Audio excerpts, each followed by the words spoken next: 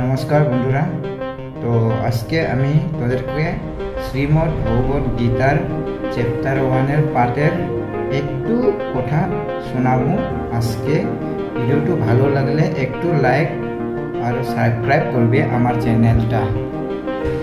সঞ্জয় বলছেন, দুর্যোধন যখন পাণ্ডবদের সেনা ডাকে তখন সে তার গুরু দ্রোণাচার্যের কাছে কথা বলেন।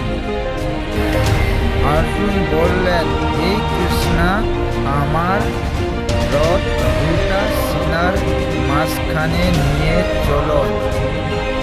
অর্জুন বলছে, হে কৃষ্ণ, আমার নিজের মনসুধুর যুদ্ধর জন্য দাঁড়িয়ে থাকতে দেখে আমার মন দুঃখিত বলছেন।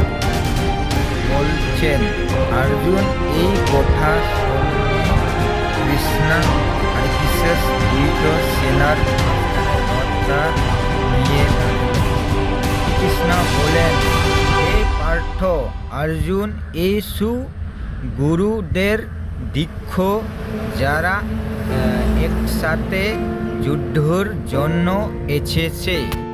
অর্জুন বলছেন, আমার নিজের লোকদের যুদ্ধর জন্য দাঁড়িয়ে থাকতে দেখে আমার হাত পা কাঁপে, মুখ শুকিয়ে গেছে।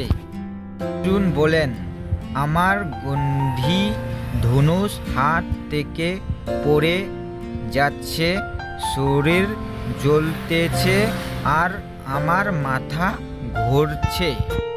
অর্জুন বললেন, হে কৃষ্ণ, নিজের লোকদের মারা আমি কোনো ভালো দেখছে না। আমি জয় চাই না, রাজ্য চাই না, সুখও চাই না। অর্জুন বললেন, হে গোবিন্দ, রাজ্য দিয়ে কি হবে? যাদের জন্য আমরা এই সব চাই তারাই যুদ্ধ না থাকে, তাহলে এই সব আর কোনো মূল্য নাই। অর্জুন বলছেন, এখানে আমাদের গুরু, বাবা, ছেলে, দাদু, মামা, শ্বশুর, নাতি, বন্ধু সবাই দাঁড়িয়ে আছে।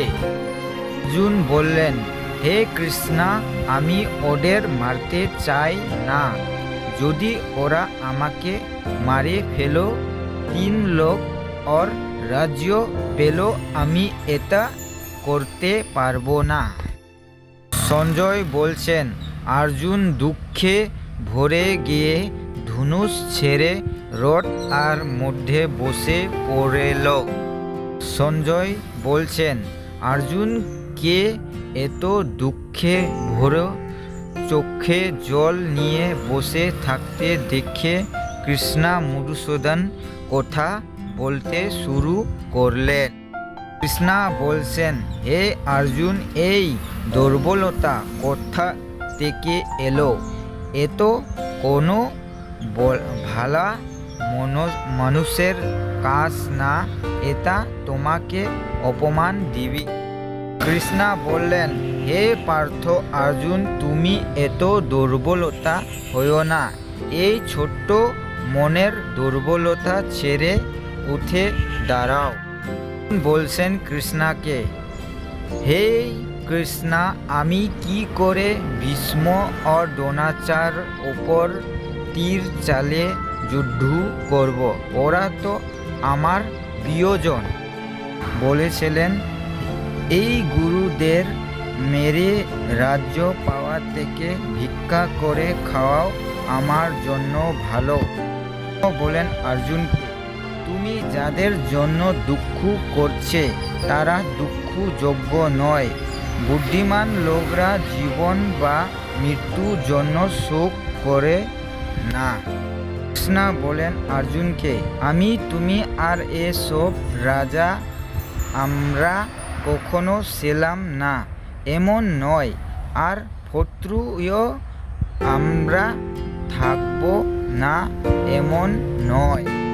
কৃষ্ণ বলেন অর্জুনকে, জীবন এই দেহ ছোট্টবেলা জীবন ভরা বয়স এসে তিনি আত্মা নতুন দেহ পেয়ে বুদ্ধিমান লোক এতে নিচে ভ্রমিত হই না।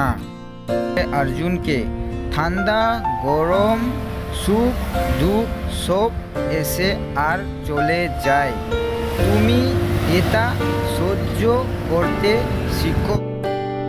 কৃষ্ণ বলে অর্জুনকে, যে লোক সুখ দুঃখতে এক রকম থাকে সেই লোক অমৃত মুক্তা পাওয়ার যোগ্য।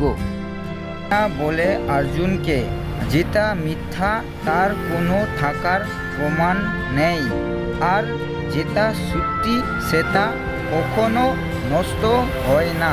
জ্ঞানীরা এটা বুঝতে পারে।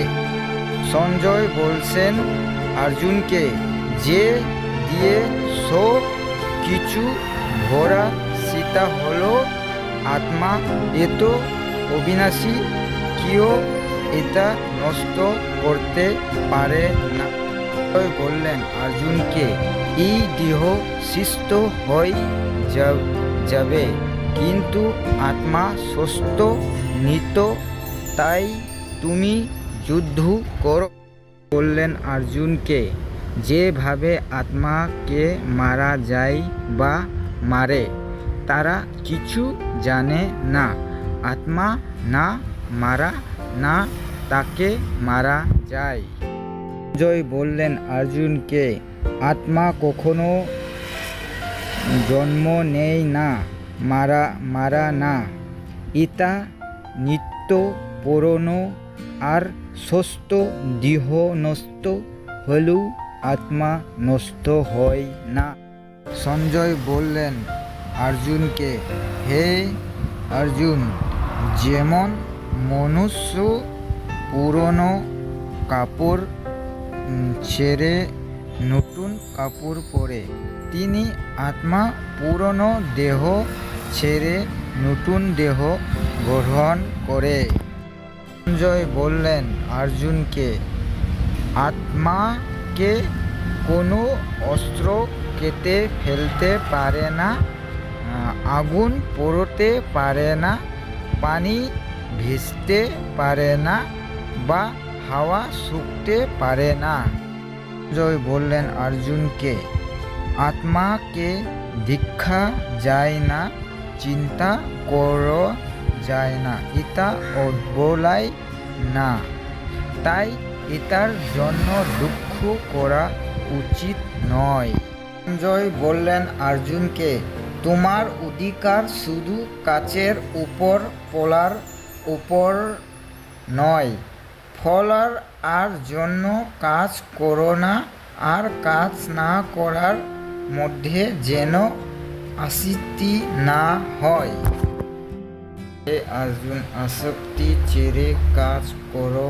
সাকসেস বা ফেলিওর দুটোকে সামনে পাবে নাও, এই সমতকে যোগ্য বলা হয়। শ্লোক 6।